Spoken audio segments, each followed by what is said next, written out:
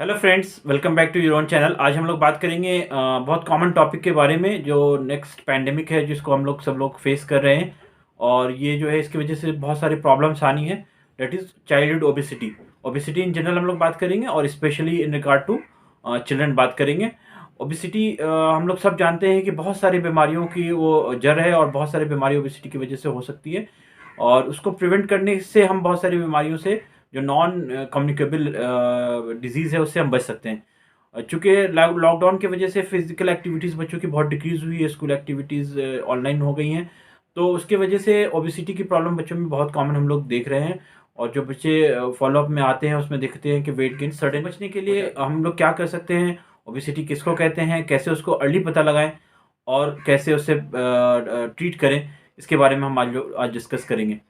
Obesity basically BMI से calculate किया जाता है। बीएमआई बॉडी मास इंडेक्स होता है। बॉडी मास इंडेक्स हम कैलकुलेट कर सकते हैं वेट और हाइट से।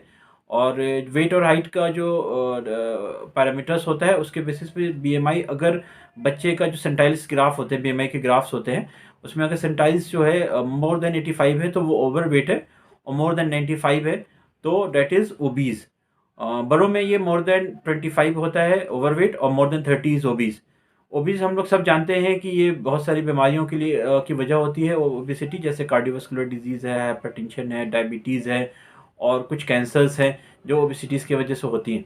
ओबेसिटी इतना इजी नहीं है कि हम सिर्फ इतना कह सकें कि ये इनटेक इंक्रीज़ हो गया है ना, और आउटपुट डिक्रीज़ हो गया जिसकी वजह से ओबेसिटी हुई है। ओबेसिटी उसमें कुछ और फैक्टर्स भी हैं, एपिजेनेटिक फैक्टर्स भी हैं, कुछ जेनेटिक चीज़ें भी हैं जो हेरिडिटी है, जिसमें फ़र्क पड़ता है। क्योंकि देखा गया है कि जो पेरेंट्स जिनके बच्चे पेरेंट्स ओबीज होते हैं, सिंगल पेरेंट्स, तो उसमें 30% चांसेस होता है कि बच्चे ओबीज हो। लेकिन अगर बोथ पेरेंट्स ओबीज हैं तो इट इंक्रीजेज अप टू 90%।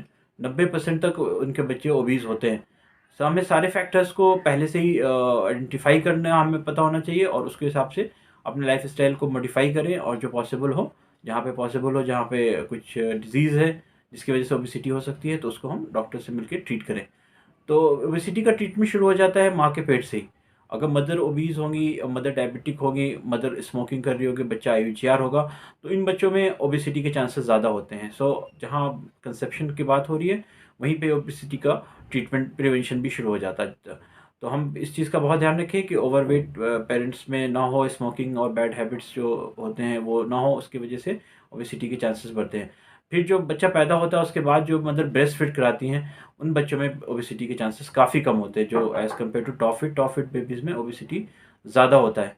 उसके बाद जो होता है, जब कम्प्लीमेंट्री फीडिंग हम शुरू करते हैं, अगर हम अर्ली कम्प्लीमेंट्री फीडिंग भी शुरू कर देते हैं तो वो भी ओबेसिटी कहलाता है, और लेट करते हैं तो उसकी वजह से भी प्रॉब्लम होती है। तो ideal complementary feeding should be started approximately 6 month of age. Although range अलग अलग है, हर कंट्रीज़ के अलग अलग गाइडलाइंस है, कहीं पे 4 मंथ से भी कम्प्लीमेंट्री फीडिंग स्टार्ट किया जा सकता है। लेकिन हम इंडिया में नॉर्मली 6 मंथ से करते हैं। तो ideal time for starting complementary feeding is 6 month. हम बहुत ज़्यादा जल्दी ना करें, 4 मंथ में भी कर सकते हैं, लेकिन बहुत ज़्यादा जल्दी कम्प्लीमेंट्री फीडिंग स्टार्ट ना करें। और लेट करने पे तो फीडिंग प्रॉब्लम आती ही है, और उसमें लॉन्ग टर्म में उसके दूसरे साइड इफ़ेक्ट्स भी रहते हैं। ओबेसिटी जो है फीडिंग से रिलेटेड के अलावा दूसरी जो बहुत इंपॉर्टेंट चीज़ है वो बिहेवियर, इन्वायरमेंटल बिहेवियर से रिलेटेड है। अगर इन्वायरमेंट आपका ऐसा नहीं है जहाँ पे फिजिकल एक्टिविटी ज़्यादा नहीं होगी, तो ओबेसिटी के चांसेस बढ़ेंगे। जैसे स्कूल में अगर प्लेग्राउंड्स अवेलेबल नहीं है तो वहाँ पे बच्चों की ओबेसिटी के चांसेस बढ़ते हैं। ये रिकमेंड किया जाता है कि नॉर्मली 1 घंटा फिजिकल एक्टिविटी प्री स्कूल्स जो होते हैं उसमें होना चाहिए, और जो बड़े स्कूल्स हैं, हाईएस्ट स्कूल, उसमें approximately 90 minutes of physical activity school में होनी ही चाहिए, है ना। नॉर्मली जो है बच्चों में जो ओबेसिटी की प्रॉब्लम बढ़ी है उसके पीछे जो बहुत इंपॉर्टेंट फैक्टर्स है वो है शुगर वाले ड्रिंक्स होते हैं। तो शुगर्स वाले ड्रिंक बच्चों में बिल्कुल अवॉइड करना चाहिए। हमें जो है बेवरेज तो देना है, लेकिन वाटर बेस्ड देना, नॉन स्वीट्स बेस्ड देना है। शुगर जो उसमें नहीं ऐड करेंगे। एक और इम्पॉर्टेंट चीज़ जिसकी वजह से फिजिकल एक्टिविटी कम हुई है और जिसकी वजह से ओबेसिटी के चांसेस बढ़े हैं, वो स्क्रीन। स्क्रीन की वजह से बच्चों में जो प्रॉब्लम आती है, एक तो फीडिंग हैबिट्स का इशू आता है, और जो ओवर ईटिंग वाले बच्चे होते हैं, जैसे अगर स्क्रीन देख के वो खा रहे हैं, तो जो सैटिस्फैक्टरी सेंटर्स होता है ब्रेन का, वो एक्टिवेट नहीं होता, और उसकी वजह से ओवर ईटिंग हो जाती है। और जो सीखने वाले बच्चे हैं, जो नहीं सीख रहे, उनको अगर खिला रहे तो वो भी नहीं सीखते हैं खाना।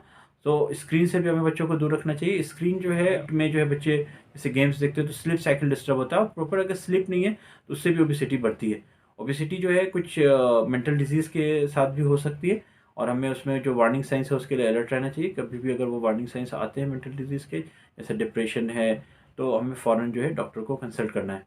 ओबेसिटी प्रिवेंशन के लिए हम लोग जो दूसरा बहुत इंपॉर्टेंट ये कर सकते हैं वो एज ए पेरेंट्स वो रोल मॉडल है ना। हम खुद भी अपनी एक्टिविटीज़ को जो है रेगुलेट करें और ख़ुद भी एक्टिव रहें, एक्सरसाइजेस करें, तो बच्चे भी एक्टिव रहते हैं, है ना। और साथ में जो बहुत इम्पॉर्टेंट चीज़ है जो बच्चों के लिए है वो ये है कि हम जब स्कूल्स, जब अब दोबारा पैंडेमिक ख़त्म हो गया है लगभग, और अब हम लोग जब दोबारा स्कूल जाएंगे, तो बच्चों को जो फिज़िकल एक्टिविटीज़ पे बहुत ही ध्यान रखें कि बच्चे की फ़िज़िकल एक्टिविटी प्रॉपर हो। गाइडलाइंस हैं ओबेसिटी के रिगार्डिंग। उसमें जो प्रोग्राम है जो बच्चों में है वो नॉर्मली जो है बच्चों को जो है जो 12 साल से कम के बच्चों को उनमें देखा गया है कि अगर उनको ट्रेन किया गया, जितने छोटे बच्चे हैं तो उनमें ओबेसिटी के चांसेस उतने कम हो जाएंगे। दूसरा जो बहुत इंपॉर्टेंट बिहेवियर ओरिएंटेड प्रोग्राम्स है वो ये है कि बच्चों को जो है स्कूल्स में जंक फूड्स नहीं दिया जाए, जंक फूड्स को अवॉइड किया जाए, है ना। यंगर चिल्ड्रंस, जितने छोटे बच्चों में हम लोग ये करते हैं उतना अच्छा आउटकम आता है।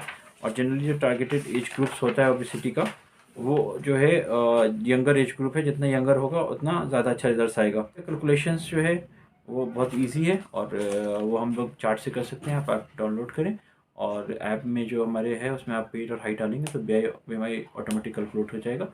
ये ऐप डाउनलोड भी फ्री है और BMI कैलकुलेशन भी फ्री है। लिंक डिस्क्रिप्शन में। Thank you for watching.